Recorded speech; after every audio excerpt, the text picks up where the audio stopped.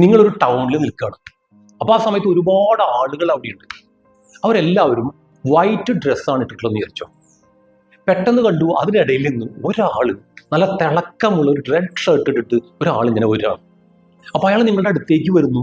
അപ്പോൾ നിങ്ങളും അയാളെ ശ്രദ്ധിക്കുന്നു.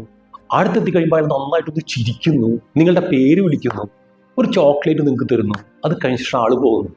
അപ്പോൾ അത് കാണുമ്പോൾ നിങ്ങളെ സംബന്ധിച്ച് നിങ്ങൾക്കൊരു വലിയൊരു ഇമ്പ്രഷൻ അവിടെ ഉണ്ടാവുകയാണ്. നിങ്ങൾ അയാളെക്കുറിച്ച് വീണ്ടും വീണ്ടും ആലോചിച്ചുകൊണ്ടിരിക്കുകയാണ്.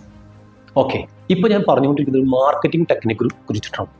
നിങ്ങളുടെ ബിസിനസ്സിൽ നിങ്ങൾ ഒരുപാട് മാർക്കറ്റിംഗ് ചെയ്യുന്നുണ്ടാവും. പക്ഷേ അത് കോമൺ ആയിട്ട് പല ആളുകളും ചെയ്യുന്ന രീതിയിൽ തന്നെയാണോ ചെയ്യാറുള്ളത്, അല്ലെങ്കിൽ നിങ്ങൾ വ്യത്യസ്തമായിട്ട് മറ്റുള്ളവർ ചെയ്യാത്ത രീതിയിലുള്ള എന്തെങ്കിലും കാര്യങ്ങൾ നിങ്ങൾ ഉൾപ്പെടുത്താറുണ്ടോ? ഓക്കെ, അതിനാവശ്യമായിട്ടുള്ള 3 കാര്യങ്ങളെ കുറിച്ചിട്ട് ഞാൻ പറഞ്ഞുതരാം. ഒന്നാമത്തെ കാര്യം പേഴ്സണലൈസ്ഡ് മാർക്കറ്റിംഗ് ആണ്. നിങ്ങൾ മാർക്കറ്റിംഗ് ചെയ്യുന്ന സമയത്ത് ഉദാഹരണമായിട്ട് നിങ്ങൾക്ക് പല തരത്തിലുള്ള ടാർഗറ്റ് ഓഡിയൻസ് ഉണ്ടാവും. പക്ഷേ ഓരോ ടാർഗറ്റ് ഓഡിയൻസിനും സെപ്പറേറ്റ് ക്യാമ്പയിൻസ് ചെയ്യണം. അവരെ മാത്രം ടാർഗറ്റ് ചെയ്തുകൊണ്ട് അവർക്ക് മാത്രം അവരുടെ പ്രോബ്ലംസ് മനസ്സിലാക്കിക്കൊണ്ട് അവർക്കൊരു സൊല്യൂഷൻസ് കൊടുക്കണം.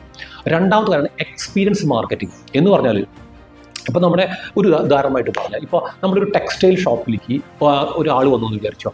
അവർ വന്നിട്ട് പർച്ചേസ് ചെയ്യുമ്പോൾ അവർക്ക് ഏറ്റവും ബെസ്റ്റ് ആയിട്ടുള്ള ഡ്രസ്സ് അവിടെ നിന്ന് കിട്ടിയെന്നത് മാത്രമല്ല കാര്യമായിരിക്കുന്നത്, മറിച്ച് അവർക്ക് കിട്ടുന്ന സർവീസ്, അവരവിടേക്ക് വെൽക്കം ചെയ്യുന്ന രീതി, അവരെ കൊണ്ടുപോകുന്ന രീതി, അവർക്ക് ബില്ലടിക്കാൻ അവരെ ഹെൽപ്പ് ചെയ്യുന്ന രീതി, അവസാനം ചിരിച്ചുകൊണ്ട് അവരെ യാത്ര അയക്കുന്നത്, ഇത് മുഴുവൻ അവരുടെ ഉള്ളിലുള്ള എക്സ്പീരിയൻസ് ആണ്. അത് അവരൊരിക്കലും മറക്കത്തില്ല. മൂന്നാമത്തെ കാര്യം സർപ്രൈസ് എലമെൻ്റ് ആണ്. ഇപ്പോൾ അവസാനത്തെ എക്സാമ്പിൾ തന്നെ ഞാൻ പറയും.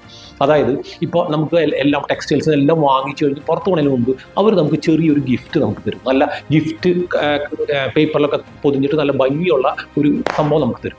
ഓക്കെ, നമ്മൾ സന്തോഷത്തോടെ പർച്ചേസ് ചെയ്യുന്നു, അല്ലെങ്കിൽ വാങ്ങിക്കുന്നു, വീട്ടിലെത്തുന്നു, തുറന്നു നോക്കുമ്പോൾ അതൊരു ഗ്ലാസ് ആയിരിക്കും. ഓക്കെ, ഒരു 50 രൂപ 60 രൂപ അതിനുള്ളൊരു ഗ്ലാസ് ആയിരിക്കും. പക്ഷേ നിങ്ങൾക്ക് ഉണ്ടാവുന്ന ഒരു സന്തോഷം ഉണ്ടല്ലോ, അതിൻ്റെ കാരണം ഇത് നിങ്ങൾ വില കൊടുത്ത് വാങ്ങിച്ചതല്ല, നിങ്ങൾ പർച്ചേസ് ചെയ്തതല്ല, നിങ്ങൾക്ക് ഫ്രീ ആയിട്ട് ഒരാൾ ഗിഫ്റ്റ് തന്നതാണ്. അത് നിങ്ങൾ എപ്പോഴും വാല്യൂ കൊടുക്കുന്നുണ്ടാവും. അപ്പോൾ ഞാൻ പറഞ്ഞൊന്ന് പോയിന്റ്, എപ്പോഴും ഈ 3 ടെക്നിക്കുകൾ നിങ്ങൾ ഉപയോഗിക്കുകയാണെങ്കിൽ തന്നെ നിങ്ങൾക്ക് മാർക്കറ്റിൽ മറ്റുള്ളവരിൽ നിന്ന് വ്യത്യസ്തമായിട്ട് നിങ്ങൾക്ക് നിലനിൽക്കാൻ വേണ്ടിയിട്ട് കഴിയും.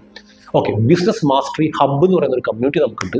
അതിനെക്കുറിച്ച് കൂടുതൽ അറിയുന്നതിന് ഈ പറയുന്ന വീഡിയോയുടെ ഡിസ്ക്രിപ്ഷനിലോ അല്ലെങ്കിൽ ബയോയിലോ പോയി കഴിഞ്ഞ ഒരു ലിങ്ക് ഉണ്ടാവും. അതിൽ ക്ലിക്ക് ചെയ്യുക, അതിലേക്ക് വെൽക്കം ചെയ്യാണ്. ഓക്കെ, അടുത്ത വീഡിയോയിൽ വീണ്ടും കാണാം.